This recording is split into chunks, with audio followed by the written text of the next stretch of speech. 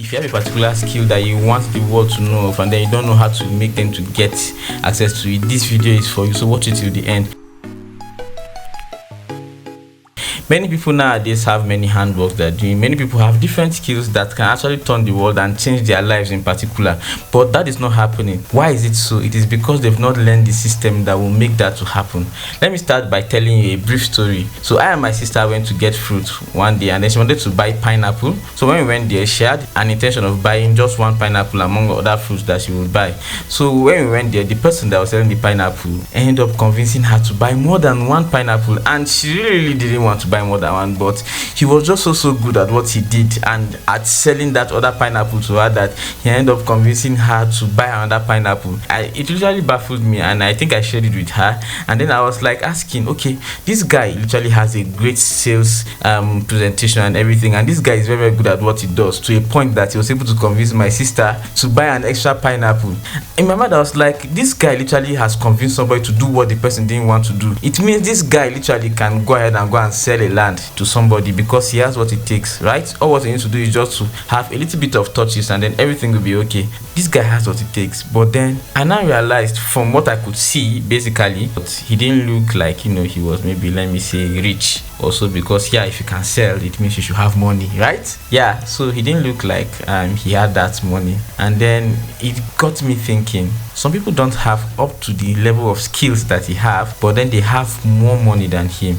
But this guy has skills that if you convert the skills in the right way, you could make more, but then he doesn't have more. The question now is, what makes him different from others? Now this is actually an instance in the sales aspect, but then it doesn't just happen in the sales aspect, it happens in other fields and in other spheres also, you get. And this is a particular principle that if you understand it, it will affect the way you think, it will affect the way you do many things, it will affect the way you monetize your own skills, basically, right? So I'm going to be using him as a case study amongst other things. The number one thing that I want you to note is that your environment can dictate to you what you would earn, or your environment can dictate to you your value if you are not careful enough. So one thing I observed basically was that he may not be very rich or so, but then at least he's there with his colleagues, and perhaps he sells more pineapples at the end of the day than some of his colleagues. It's a possibility. So to him, he's actually successful. Why? Because his definition of success has actually been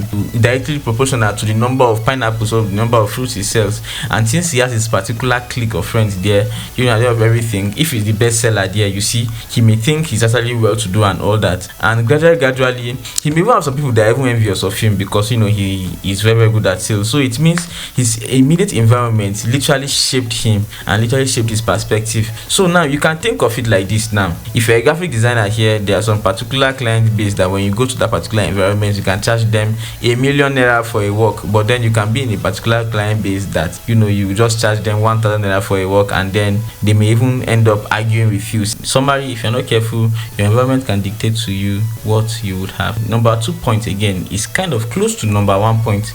We're having the peer group that you find yourself. So you need to find yourself in a challenging peer group for you to move on, right, to another level.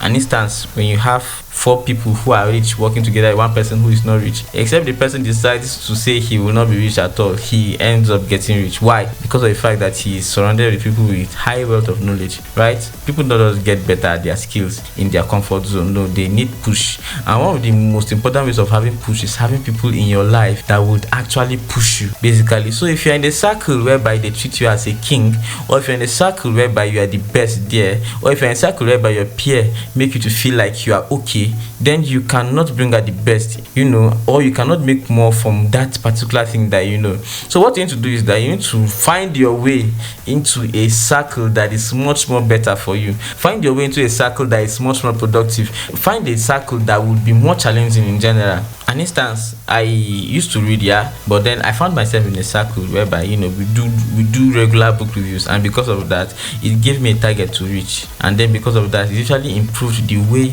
I read. It happens even in the academics also, right? So if you want to be among the best, working with the first class students could actually affect your mentality.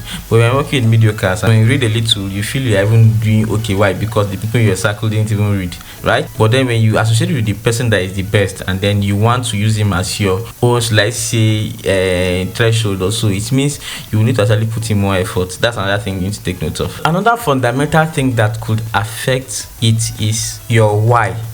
Why literally means, why are you doing what you are doing? Your why matters. A strong why can make you to explore the best out of yourself, but a weak why can make you not to explore the best out of yourself.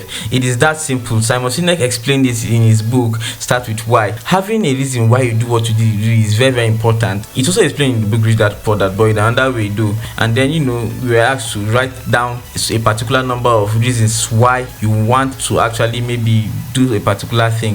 If you can write down this particular list successfully, and if the list is strong enough, then you see you're going to have a formidable reason why you want to do what you want to do.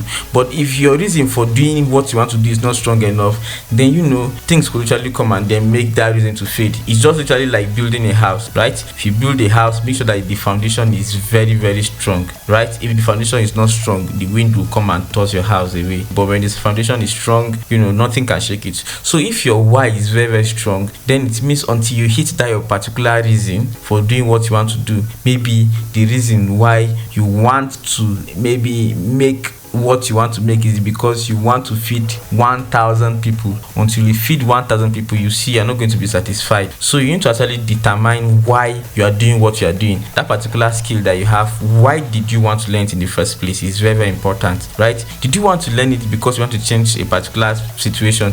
Did you learn it because you want to actually be remembered for life? In that case, you have a higher target. So we all have different reasons why we do what we do. We all have different reasons why we learn skills, whether we know it or not. Having a stronger reason why you do it will actually affect the way you are going to have the outcome, right? So if you want to have a good outcome, have a strong why. If your why is weak, please go back to the drawing board and draw it again. Make sure your why is stronger, because if your why is not strong enough, you will not be able to accomplish that particular skill to the fullest. Another thing that could affect you from not being able to bring out the best in your skills is not being ready for the uncertainty. You see, life is not in a particular way that it has to go through this particular line. Life is rough at times, right? So you may actually have designed a particular way that after you learn this, you go ahead and do this, you go ahead and do that, and then you'll be made. But then along the line, you may now find out that there may be some rough ways. Now, what you're supposed to do is, if you are determined enough, you're supposed to find a way in that particular rough path to still keep on moving, right? It may not be the exact way you felt it to be. So however it is, you've learned your skills and then you're on your path to mastering that particular skill and making money from it and all that, and then you met some particular hiccups on the way. What you're supposed to do is not to relent and say no, that's one, and then give up. You're supposed to find ways to go around it. When you read this book, Who Moved My Cheese, it's a very, very small book, but very, very impactful. We actually have a situation of we're having 4 characters in the book, and then they had a place whereby they were eating cheese over and over again, but over time the cheese there was getting finished. 2 of the characters in the book, when they observed that was happening, they started finding a way of getting more food or going to another place where there's more food, while others were just comfortable and they just sat down there because they felt this is what was working. Let me sit down, let it continue working, and that actually affected them greatly. You understand? At the end of everything, the food got finished, they got stranded, although one of them ended up making a decision to just leave and then go on and then find another way. So if you must succeed in that particular skill that you have, then you must be ready for the ups and downs that would happen. You know why? Because they would surely happen. Ups and downs are 100% must for them to happen in your life. But then the problem there is that when they come, how do you actually do them? Most of the times, in some ups and downs, when you check them very, very well, you see opportunities for you to further express your skills and then get to know more things. But then at times, we just let relent, and then because of that, we just let the troubles cover us with learning nothing at all. Another thing that could affect how your skill will make you rich is the way you present yourself. Your branding matters a lot, right? So if you must be rich, you must know how to position yourself. So take note of that. The way you carry yourself matters a whole lot in you accomplishing your particular skill. You know what you want to be. From what you want to be, you need to go and make research on how these particular people act, and then you need to start acting like that, and gradually people will start seeing you as that particular person, and not just that, you too will start seeing yourself more, and then you start accomplishing such things. Last but not least, for you to maximize your skill, you need to be doing something called improved learning over and over and over and over again. You need to continuously learn.